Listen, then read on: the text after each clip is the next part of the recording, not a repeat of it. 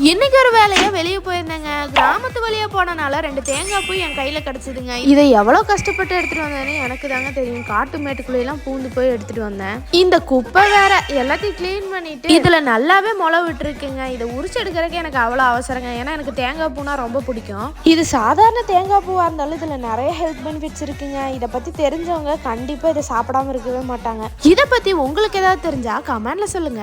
இதை சாப்பிட்ற எக்ஸைட்மெண்ட்ல நான் 2 தேங்காயுமே வேக உளிச்சு எடுத்துட்டாங்க. இது ரெண்டுமே பாத்தீங்கன்னா ஒன்னு குட்டி ஒன்னு பெரிய தேங்காவா இருந்துச்சு. நம்ம இதை உடைச்சு சாப்பிட்டு பார்ப்போமா? அருவாள்ல வெட்ட தெரியாம டப்பு டப்புன்னு வெட்டிட்டு இருந்தீங்க. ஆனா உள்ள திறந்து பார்க்கும்போது 2லயுமே பூ இருந்துச்சுங்க.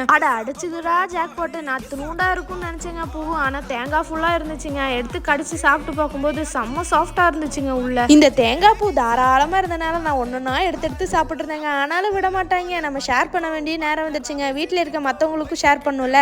எல்லாத்துக்கும் ஷேர் பண்ணி கொடுத்தாச்சு. நெக்ஸ்ட் வீடியோ சந்திக்கலாம்.